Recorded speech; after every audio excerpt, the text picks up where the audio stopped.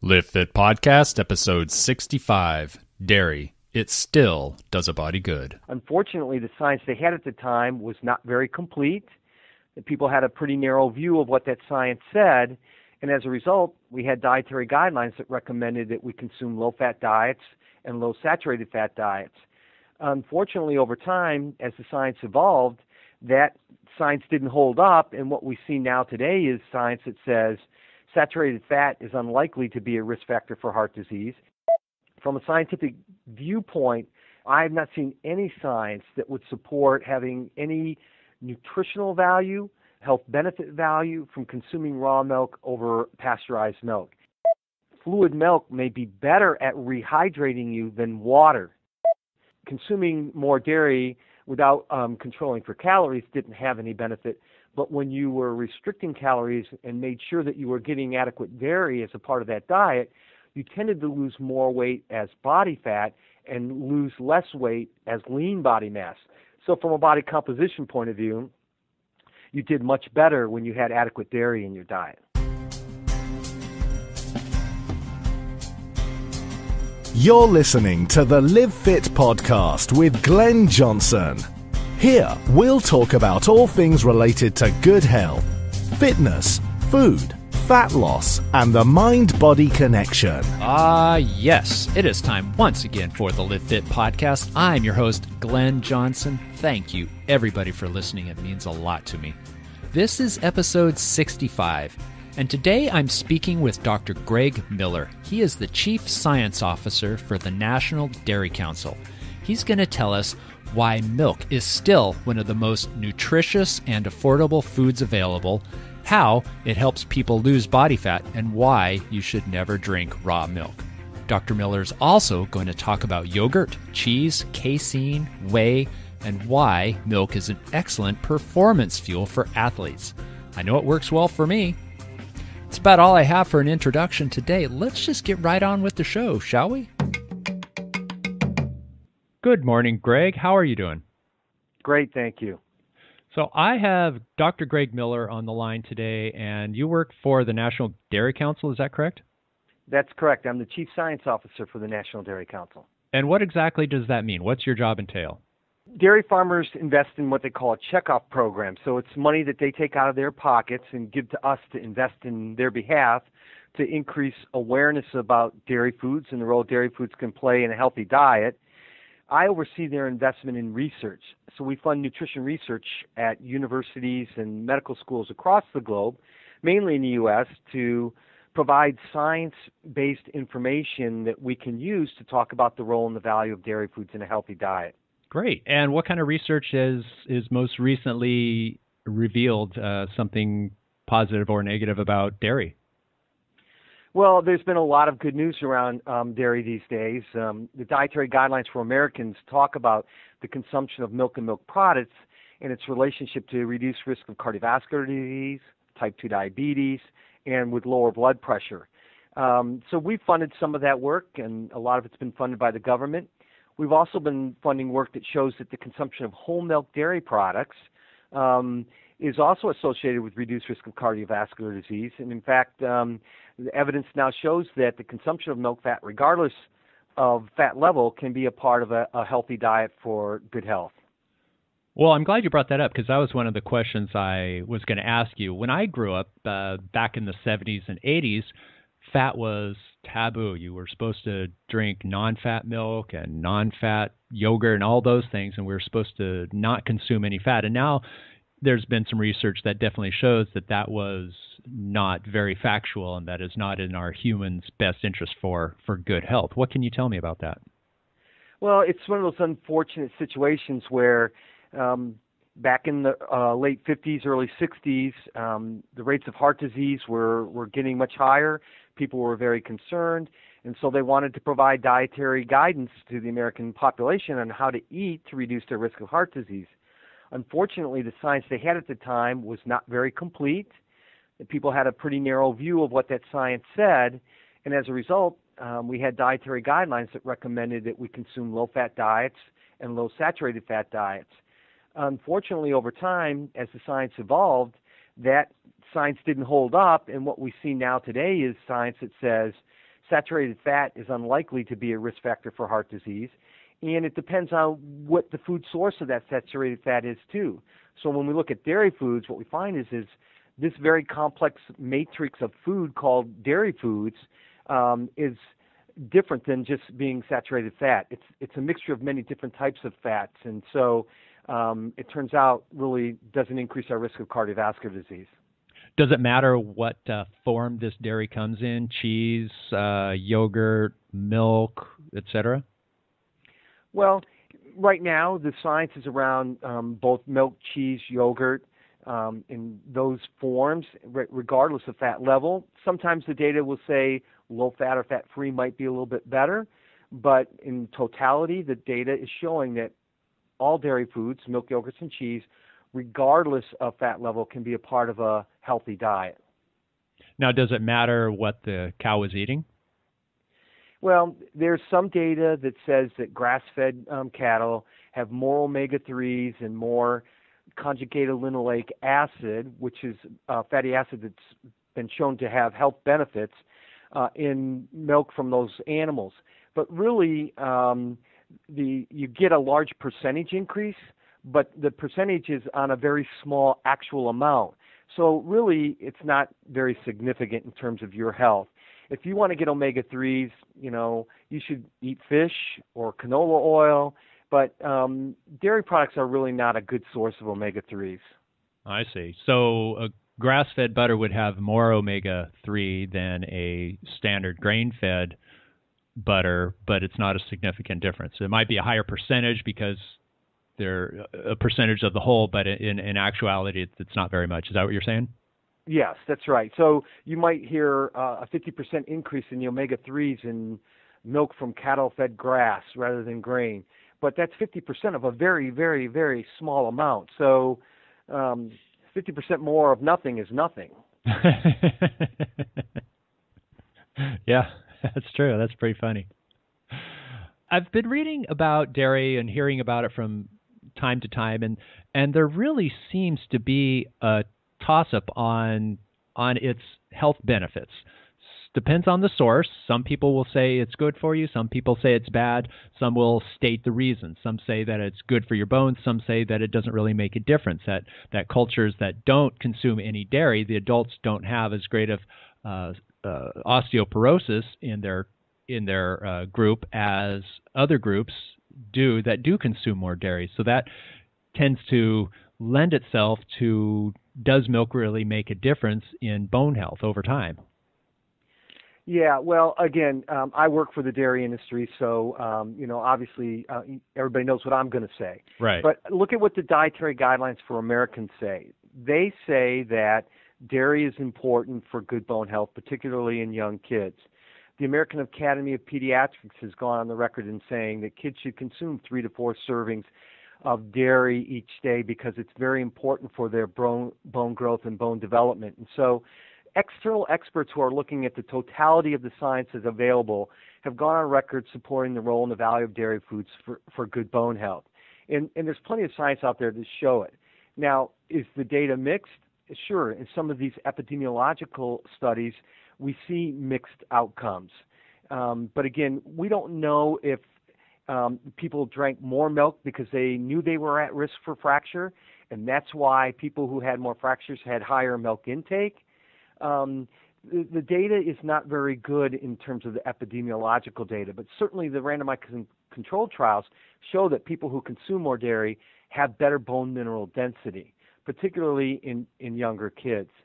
Now, the cross-cultural comparisons of different populations, well, they can be very misleading as well, too, because, they have different food supplies. So they may be getting more calcium because they're eating fish with the bones in it, which we don't traditionally do here in the U.S. True. Also, other populations, they're not as tall as we are in the U.S., so their skeletons are smaller, so their absolute calcium requirement may be a little bit lower. There are also genetic differences. For example, Asian folks who have less fracture in the hip than we do in the U.S., well, they have a different architecture in their bone. Their hip axis is smaller than what we have in the U.S., and so it's less likely to fracture. And there's a lot of other confounding variables that aren't often controlled for in these cross-cultural comparisons. Smoking, alcohol consumption, vertebral fractures, which are not very well recorded. A lot of Asians tend to have more vertebral fractures than hip fractures. And so making these cross-cultural comparisons can be misleading in terms of what they really tell you about the relationship between dairy foods and bone health and fracture risk. And that is in fact the problem with hearing the quote unquote the report of a research study from the Daily News or the newspaper, TV, whatever it might be, is that they just pick one headline topic out of there. Oh, milk is good for you. Oh, milk is bad for you. And then they run with it and they act like that research is all inclusive and there's no interpretation involved. But in fact, there really is. Yeah, it's kind of it's one of those good news, bad news things. I mean, everybody's a nutritionist because everybody eats, and now everybody's a journalist because everybody's online. Mm-hmm. And so you get people who don't have any expertise, and if they shout the loudest, it's the one that gets you the most attention. If we want to learn about something, we get online, we Google it. And the problem with that is that Google doesn't tell you what truth is. Google tells you what's trending. And that's unfortunate because I've seen it. The recent British Medical Journal article that came out of Sweden, which said people who consume more milk have more deaths and more fractures. And if you went back and really looked at that study closely, as a scientist, you would go, how did this even get published? They did one food frequency questionnaire and then 20 years later looked at outcomes. It's an interesting theoretical type of study, but really, from a scientific point of view, food frequency questionnaires don't tell us what people eat. They tell us what their intention to eat is. It's very hard to it doesn't tell us anything about cause and effect. Again, you do one food frequency questionnaire and then 20 years later look at outcomes. I'm sorry, as a scientist, that's just not high-quality science.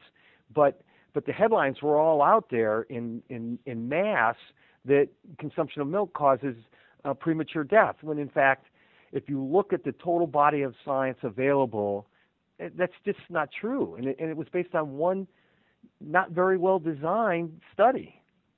Right, and there was a study that came out, I don't know how many years ago, 5-ish, maybe a little bit more, that the calcium in dairy products helped people lose weight. So then there was a big mad rush towards dairy products, and then not too long ago it came out that said that research didn't have a strong efficacy.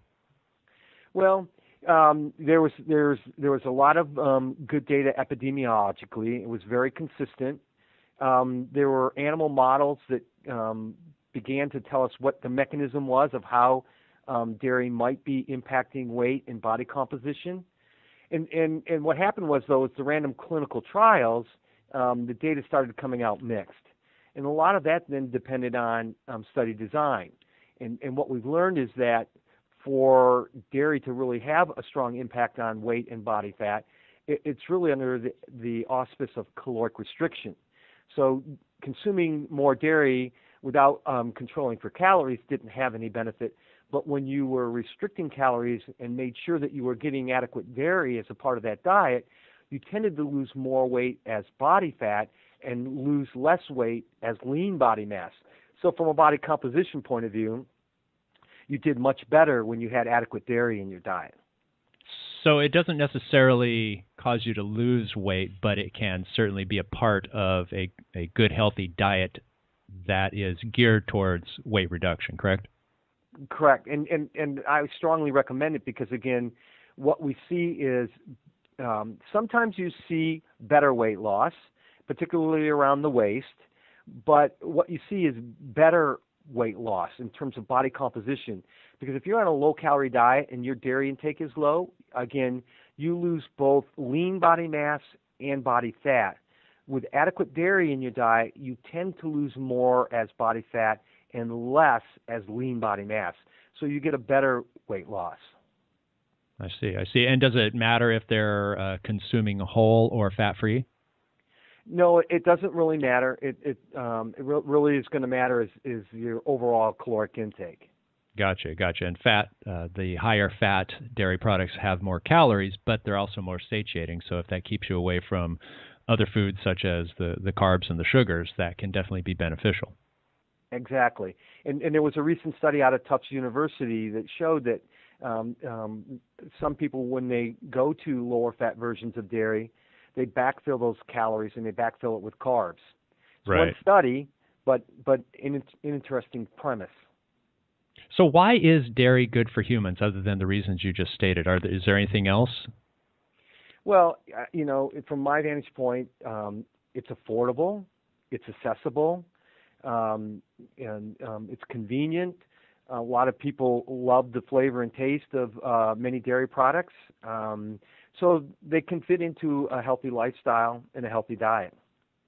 Now, a lot of people argue the point that no other mammal consumes milk after they've been weaned, yet humans do. What's your counterpoint to that? Well, humans are the only ones who drive cars, Yep. grow their own food, have gone to the moon.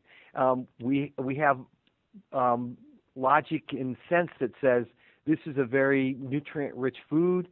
We can harvest it very affordably, and it's nutrient-rich, so the amount of nutrients per calorie or nutrients per dollar cost, there's great value there. And so it makes sense to consume dairy. It's going to be very hard to meet all of your nutrient needs without dairy in your diet. Is it possible?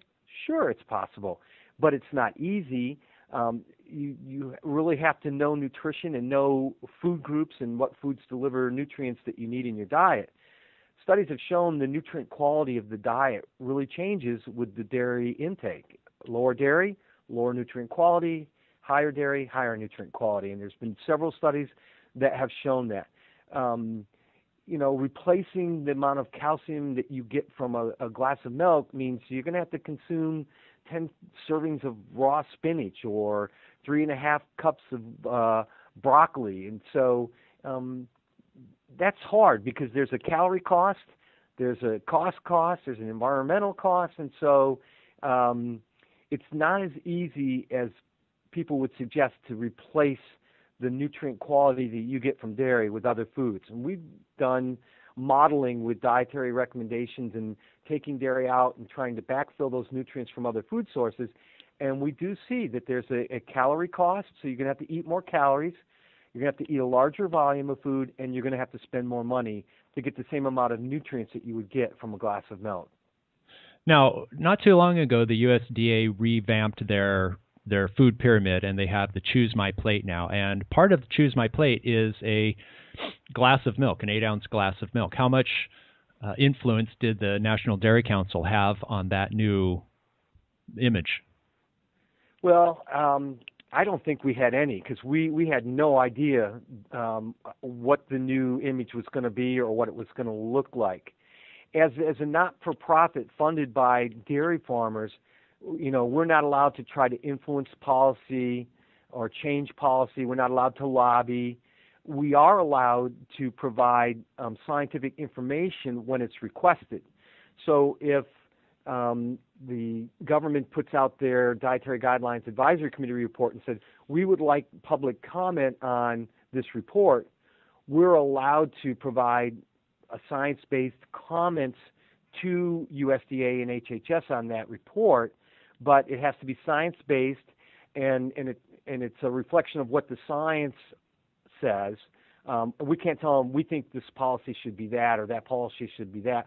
We're not allowed to do that. We're only saying the science indicates that if you get 3 servings a day, it helps lower blood pressure, and that's an important thing and should be included in this report. But we can't try to influence policy. Interesting. And one of the reasons I ask that is because it's sort of quote-unquote common knowledge that certain lobby groups such as dairy, beef, wheat, or corn were very outspoken when the USDA was putting together the original food pyramid. And that's why it was so big in those categories. And there are certain nutritionists that say that that is not nutritionally sound, that it was done due to lobby pressure? Well, again, that wasn't our organization in any way. We're not allowed to do that. USDA has oversight of our program. They don't fund us, but they do have oversight to make sure that what we do is within the act and order that created the checkoff program, which says we're not allowed to lobby. Our organization didn't really have anything to do with that. Is there another dairy industry that is allowed to lobby? Yes, the individual companies can lobby. So an individual brand, Dean Foods, Land O'Lakes, Gotcha. Schreiber Foods. They have organizations that represent them as well, too, that are trade associations like the International Dairy Foods Association, which represents dairy processors and manufacturers. And then there's the National Milk Producers Federation, which represents most of the co-ops throughout the country. Gotcha. Now I understand. Lately, I've been seeing a trend by some, sort of the outliers in the holistic and organic food diet proponents, that sort of thing, are pushing towards raw milk, and they claim that it has these miraculous health benefits that you don't get with pasteurized milk. What do you have to say about that? Well, drinking pasteurized milk, from my vantage point, is really a lot like playing Russian roulette. I mean, 9 times out of 10, it's going to be perfectly fine. You mean unpasteurized? Yeah, unpasteurized. But, that one time, milk is a very nutrient-rich food. So if a bad organism finds its way into that milk, it's going to grow and do well in there. And you have a chance to get food poisoning. And if you're young or elderly or pregnant, that's really concerning because those are folks who have compromised immune systems. From a scientific viewpoint, I have not seen any science that would support having any nutritional value, health benefit value from consuming raw milk over pasteurized milk. It just doesn't make sense to me when there's a food safety issue here, and the nutritional value of pasteurized milk is comparable to raw milk, and there's no unique advantage to raw milk, despite the anecdotal reports that we often hear that I was lactose intolerant, but when I drink raw milk, I'm not. Well, it doesn't make sense from a science point of view because there's still lactose in there, and you should still react to it if you're reacting to pasteurized milk because they have the same amount of lactose. That's exactly my counter argument whenever I hear that, because I've heard that exact thing. I'm glad you said it about the lactose. And I heard somebody say that, and I thought, well, why would that matter? It's still lactose. And they say, oh, well, there's probiotics in there which help it break down, and they kind of ramble on that respect. And I just don't quite believe it. Yeah, no, it from a scientific point of view, it doesn't make sense. And I've seen some people who've done research with raw milk versus pasteurized milk, and they really don't find any advantage. Right. What are the best types of dairy products to consume? Does it matter? Is it just taste matters and you're getting all the qualities regardless of what you're eating, or are there health differences between the products? Well, again, all of them can fit into a healthy, balanced diet. They all provide good nutritional quality. Obviously, milk has got the most nutrient richness to it, and yogurt has got some. When we make cheese, some nutrients come off with the whey, so you get a little bit less in cheese, but you're still getting high-quality protein. You're getting lots of calcium. It's a concentrated source of calcium. So they all can fit into a healthy diet, and it's all a matter of what your preference is. Okay, I see. Well, I know whey is a really good form of protein powder. I use whey protein, and I've seen research on it that shows that it's one of the superior forms of protein. But I've also heard that casein, which is another protein found in dairy, has morphine-like effects and can be addictive to the brain. Yeah, that's unfortunate again, that some of those rumors get out there. you know, in the digestion of the casein proteins that you find in milk or cheese, there are these casomorphine-like components that can be formed. But again, the concentration is so very small. We have to assume then that these would get absorbed intact, and we don't absorb large molecules like that unless there's something going wrong in our intestines. And then thirdly, you have to assume that it would get across the blood-brain barrier into the brain in a large enough dose where it would have an effect. And scientifically, that just doesn't hold up. And so, you know, people love cheese. People crave cheese because they love the taste and flavor, but it doesn't meet the criteria for being addictive. And so, you know, it sounds real nice, and there's, you know, a little bit of scariness to that, casomorphines, but, you know, they're just protein compounds that are formed during the digestion of these proteins. But again, they're in such limited, small quantities, it's really not going to have any kind of effect. Well, and you know, by what your description of casein and the way people crave cheese, it made me think of bacon. And it seems like every time I turn on the TV, they're wrapping bacon around something or stuffing it in something. So I've never heard anybody say anything derogatory about bacon being addictive. That's right. And again, you know, it's because of the casein molecules that are there. That give it some kind of a theory that oh, maybe it could be true. But if you look at it closely with a rigor of good science, you'll just go, yeah, no, it's not true. Well, and the other thing about casein is that it's used in some paints, and so people hear that and freak out going, whoa, I'm drinking paint when I drink milk.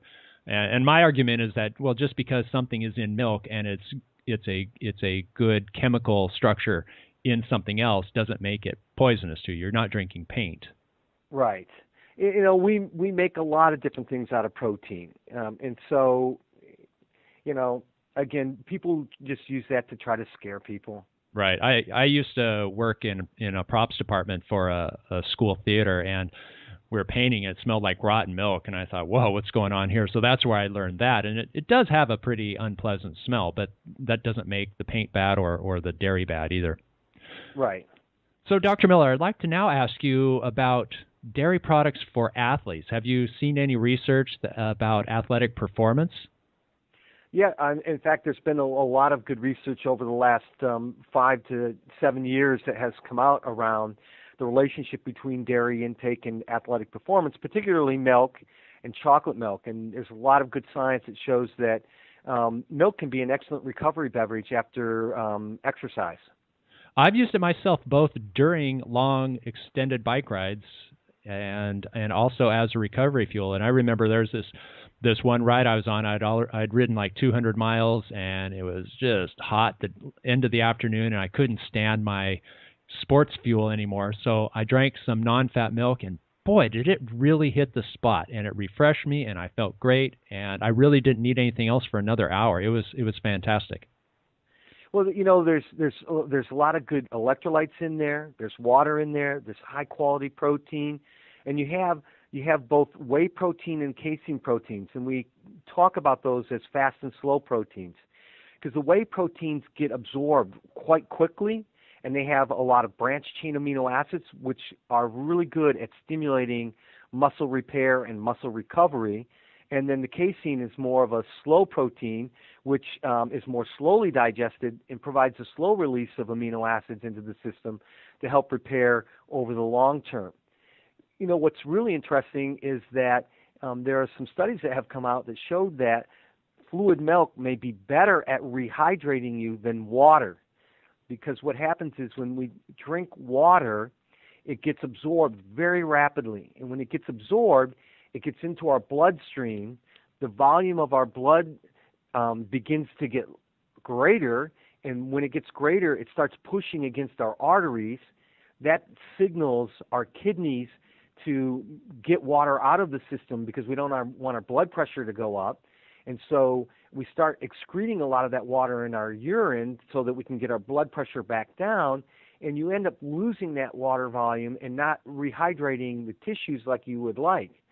But with milk, because you have proteins and sometimes fat in there, it provides a slow release mechanism for that water, so the water gets into the bloodstream much more slowly and more gradually over time. The blood volume doesn't increase, you don't get that pressure against the arteries, and so the water stays in the system longer where it can get to the tissues, rehydrate those tissues, and help you get that water back in there over the long haul. Well, I've experienced that very thing myself. I come in after a long bike ride or working in the yard or something like that, really hot and sweaty and thirsty, and I chug down a pint of water, and pretty much by the time I set the glass down, I have to walk straight to the bathroom and get rid of it again. And if you do take the water in smaller doses, either sip the water or bring it in another form, such as milk, then it's entering the bloodstream more gradually, and you don't have the big blood volume, hence blood pressure spike, hence the kidneys wanting to get rid of it. It'll make its way to the cells. Exactly. Yep. All right, Greg, I think this has been really interesting. I appreciate you taking the time and talking with all of us. How can anybody get a hold of you should they have any further questions? You can go to nationaldairycouncil.com. There's a question area in there they can go. Or my email is gregory.miller@dairy.org. I'm also I'm on Facebook, I'm on Twitter, I'm on LinkedIn. You can follow me on Twitter at Dr. Dairy 50. Okay, yeah, I just followed you this morning, as a matter of fact. And I will have links to all of your contact information, including the National Dairy Council's website, on my show notes page at livefitpodcast.com. Thank you, Dr. Miller. You have a great day. Okay, have a great day. Thanks, you too.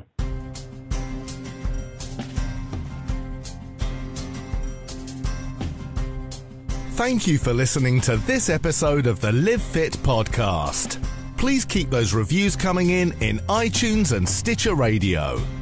You can subscribe, read show notes, articles, resources, and learn more about weight management programs at livefitpodcast.com. Once again, thanks for listening, and always remember to live fit.